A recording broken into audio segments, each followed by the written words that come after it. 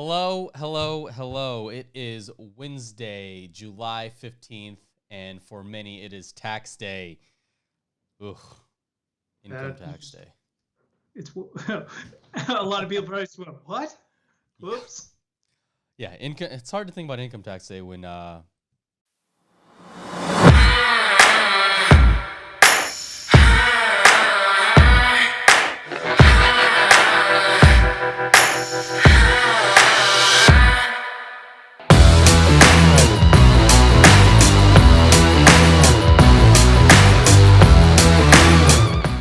most businesses most businesses have been struggling to get in front of their customers and generate sales and leads during the year 2020, and it seems like the country took another blow as some countries are starting to shut back down and restrict travel. So it's going to be interesting to see how things play out over the next couple months.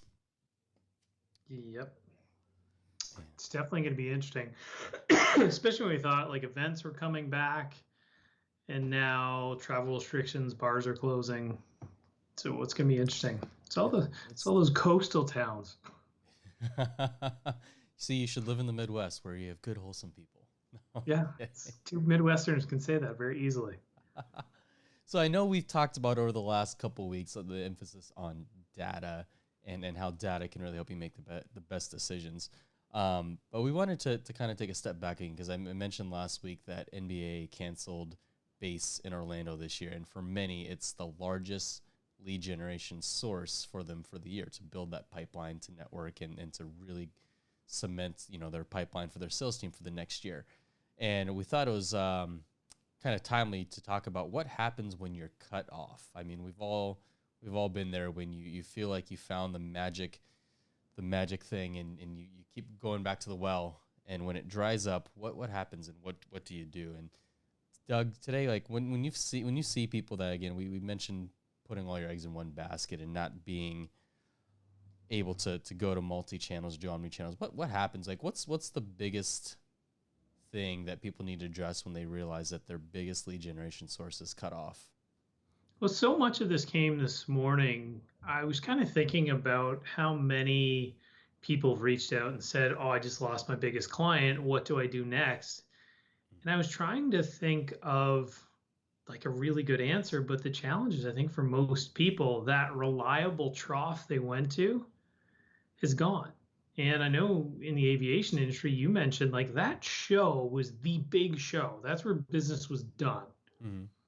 And I was trying to think about most people in any business to business relationship, they're used to meeting face to face. They take clients to events, they go out, they grab lunches with people. But the very makeup of how we do business is changing. And I don't think most companies, one, I don't think they measured or took a really close look at where do our leads actually come from? And two, which ones convert the best? And I see it a lot, especially when you look at higher dollar sales. Mm-hmm. The process usually is something like this. They hire a salesperson who's got a book of business or relationships in the hopes of that converting. Most what I would consider legacy industries have been late to adopt creating lead channels. Sure, like they did marketing activities, but they didn't actually develop a marketing strategy and a path or a customer journey to figure out where do we get net new cold business.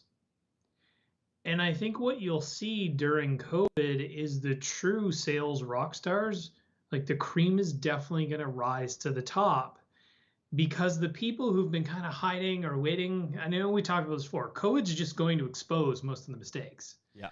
But the real people who understand how to do outreach, who are consistent with cold calling and understand how to work a network, I think they're going to thrive. But the companies who've just gotten lazy and haven't put in the right strategies and tools and tactics in order, they're either going to have to do it really quickly or they're going to feel the pain really, really fast. Yeah, for sure. Now, when you mentioned, you touched on a few things there when talk about people getting exposed when they haven't. Doug, we lost you. We got your camera back.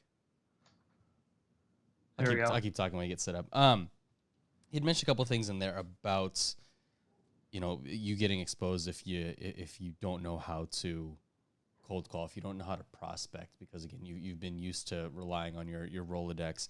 But a lot of people, again, are probably reevaluating, who their vendors are, who they're going to work with, especially now that we're in the back half of 2020. It's like, what does 2021 look like, right? So you want to stay top line with that.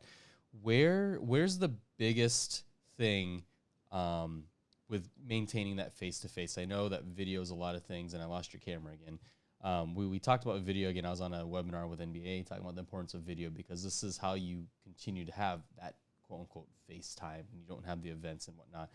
How do you see video becoming more ingrained into the prospecting, the outreach, and maybe the sales process when people are looking to generate leads?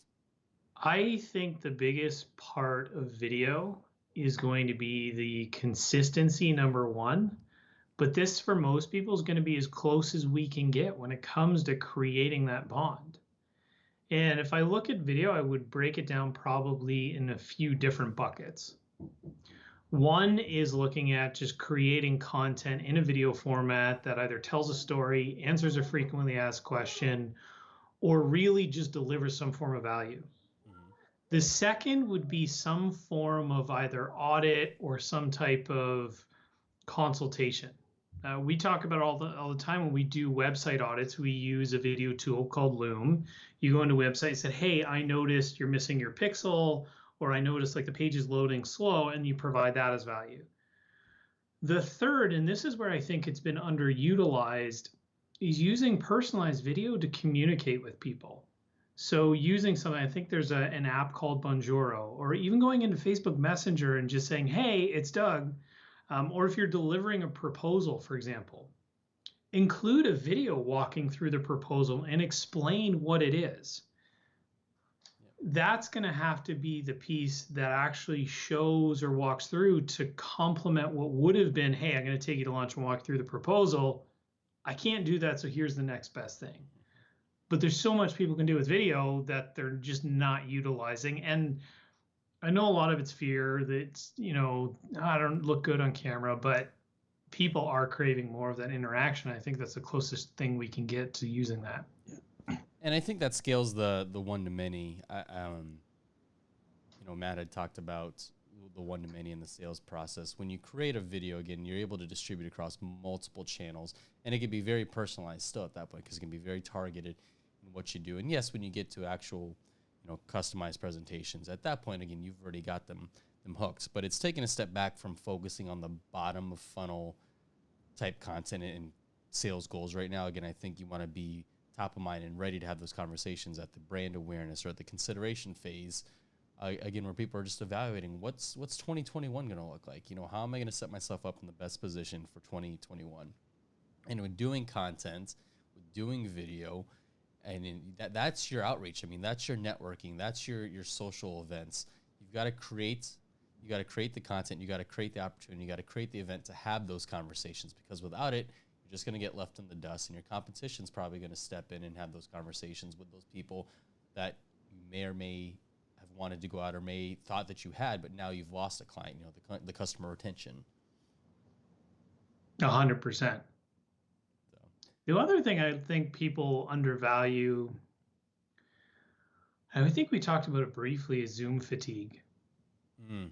Yeah. Like, I personally, I'm sick of Zoom.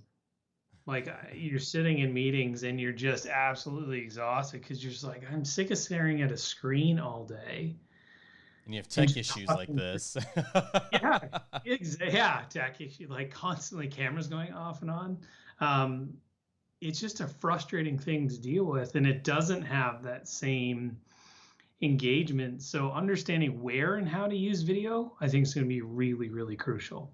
Yeah, and that's, again, mapping out your strategy, because now, again, that you've had some things change in your strategy of how you approach customers and lead generation, now it's more critical than ever to have that customer journey mapped out, so that way you can see exactly where in your sales journey are things deficient? Where's your sales team needing support at? And that's where marketing steps in. That's where it becomes a sales enablement tool, because now again you can get really predictive with how campaigns and messaging is performing, so that way you can tighten up that process and it can be more repeatable, because you start to notice trends over time. Again, in your sales pipeline, you'll notice your sales pipeline gets expedited, because now you're starting to actually track the stuff that you probably never took the time to really track before, or you didn't really ever map a strategy before.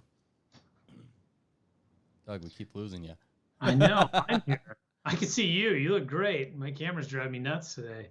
One thing I have noticed, and it's ironic coming from somebody who loves data and being able to track all those things, the number of people who've come up to me is like, hey, I've been watching your videos, like they're really good. I have a question, when you finally do see them in person, or you get this weird outreach. But it's amazing how many people just watch on the sidelines before they start to engage. Yeah. So as much as you want that one-to-one or that immediate gratification, I think it's really important for people to understand that you're almost building this tidal wave, but it's going to start out almost as like this single video, like a little raindrop. And then you have 2 videos working for you. And before you know it, the momentum of content you have pushing for you and constantly staying in front of people, it's almost impossible for your competition to keep up. Yeah. They can't catch you once you get that head start. Just make sure you buy a camera that works. Well, the consistency of it, right? Again, like, we relied on the circuit of trade shows. You've got a couple in, handful in Q1, maybe 1 or 2 in Q2. Q3 is typically slow, and then Q4 usually goes out with a bang, right? So you could count on 6 events, let's say, a year to be in front of customers and prospects. Well, again, what do you do the other 350 some days of the year? And now that we don't have the luxury of going to events, you still have to make sure that you're in front of those audience members. And the best thing and the greatest thing about COVID, I think the blessing is that, you can utilize technology, you can utilize video, you can utilize modern marketing strategies to get in front of your customers. You can get in front of people and be there consistently. And it can be evergreen, that Doug had mentioned, these conversations that can happen when they're ready. Because again, people at trade shows, they walk up and down the aisles, they booths, they may have seen your booth. They maybe stop by to drop a card off to win some tchotchke or whatever giveaway you have. But, they're going to go home. They're probably going to look you up online. And then if they're ready, they're going to reach out to you when they think it's necessary, right? They don't really necessarily want to get into, oh, let me hear the spiel, let me hear the pitch. This way, again, when you creating the content, you're creating the opportunity for them to engage when they want. But you have to be able to measure and track that, so that way, again, your sales team can have the ability to focus on your most qualified leads, not just market qualified leads, but your most qualified sales leads, that you can hopefully go and close business. I agree 100%. How many people, give me 1 sec, I'm just going to go to the backup camera here. Well, you got a new computer. What's the... You know what it is? The card on the camera's full. Ah. See, mine doesn't have a card. I don't use a card. I figured out a loophole where I don't need a USB card to do this. So let's try that. Hold on. See the beauties of tech. It's funny because we'll be able to look back a few months from now and be like, man, our video stuff was great. Yeah, the picture quality is great. Well, Doug, you could still hear me there. So, when people are cut off, why are people reluctant, I guess? Because I know it's hard to switch that mindset, right? Because they think it's hard. But when you pivot to new lead generation strategies, we should probably focus again, probably closest to the transaction, right? When we want to think about where's the easiest place to pivot and go after that kind of low-hanging fruit, right?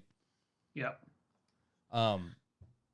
Walk us through again when you talk to that about being, again, when we're pivoting, how do we remove those barriers and that big switch? Because again, it's very hard for people to change, especially with budget cuts, personnel layoffs.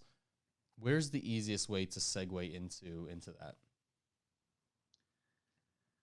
One of the biggest things I will say when it comes to any behavior change, Mm-hmm. like people are generally going to be reluctant to do it unless they're forced into it.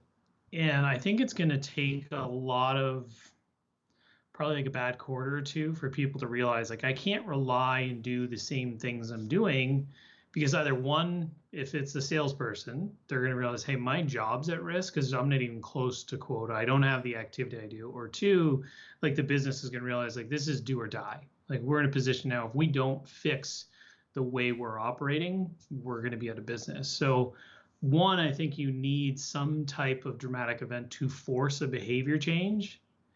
And then two, for some companies, they might have to look at like who do we have that's better suited in this new role, right? I don't know that it's necessarily fair to take a seasoned salesperson who's used to being a road warrior, shaking hands, doing dinners, and be like, hey, we actually now need you to become a social media superstar. Yeah. Right? Like some people that is such a dramatic change that you take them out of their element where they're not one, they're not comfortable, and two, that's such a big change. They're almost having to retool their skill set. So part of it would be looking within the business, being how can we complement and set these two people up to provide them leads so they can use the phone again, so that they can start to build relationships and then give them tools to do it a little better. Mm-hmm. Right. And I can imagine, I mean, you take somebody, my dad growing up, I mean, he was on the road all the time. I can't imagine him now having to jump on Zoom and expect him to accomplish the same type of things just because halftime, I don't think you're going to be looking at his forehead if it's anything like FaceTiming him, right? Like it's so just understanding the balance of the roles and just even if they don't put a ton of effort into it, just take a look at the strategy and figure out like who are the players we need on the field to do the right things to change this new environment and how do we interact with people rather than telling somebody else, hey, you need to change your DNA and be this person. Mm-hmm. I think they need to adjust the business to figure out who do we need to move into different roles to make this happen. Yeah, for sure. And that's again that's hard when you're dealing with budget cuts and pending layoffs. But I think at this point, I think people have gotten lean enough, or at least identified. Hopefully, have identified again those key personnel that they need to do that to drive that forward. But knowing again why. So when you talk about finding something to supplement that, like how can that be more efficient and cheaper for somebody than maybe hiring a new person or retooling again, asking a person to do something else that And they're just not use accustomed to. video. Yeah, I mean, video or just using these new like tactics and ways to get in front and prospect and lead. Like for example, like for us again, that's why probably a lot of people outsource to an agency of sorts, right? Because they want somebody that is proficient and in that, and it's probably far cheaper than trying to find and hire an individual or a team to do that. That's going to help your existing sales team, right? This, like for me, and the exciting thing about being in digital right now, like they were going to spend that money on the trade show. And for most companies, you're talking like hundreds of thousands of dollars by the time you pay for the booth, the dinners, the food, the drayage, all those costs. Like if you just moved a portion of that into creating a handful of really good videos and having strategic distribution, like paid strategic distribution, I'm willing to bet most of those people will never go back to the same trade shows. Mm-hmm. Like the dollars go so much further in digital when done properly. And the effort, it's just because it's new that it seems daunting. But most companies can have their team create, for example, get your salespeople to just list out the frequently asked questions they get from the best customers. Yep. They could start there, create those 5 to 10 videos, and don't worry about them being perfect coming out of the gate. Yep. And then distribute those, use those as the sales tools to get in front of people. But you don't have to make it a big project. If anything, you just need to start, right? Like it's kind of like losing weight, I guess, if you want a real simple analogy. Yeah. Like you can just put it off until time's right, but the longer you wait, the more pounds you're packing on, the harder it is to do.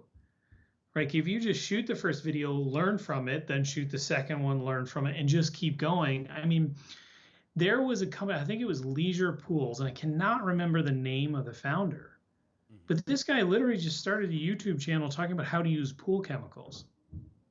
And he did so well. He went on, his business exploded, opened multiple franchises. But the important thing was he actually wrote a book on content marketing as a result. Yep. But it's simply because he started.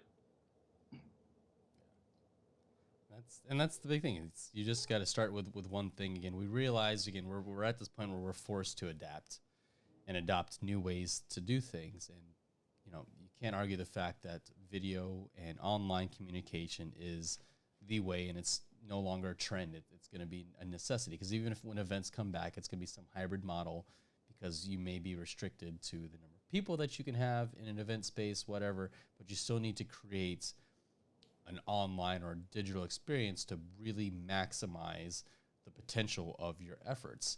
And it's just so much easier to measure and track that. So, you know, get started. Doug had mentioned, again, just shoot a video. Start with an FAQ. Start answering questions. I mean, your salespeople are on the phone every day, dealing with these prospects and these leads. You know, figure out what the top 5 or 10 questions are that people ask day in and day out, and make content around that.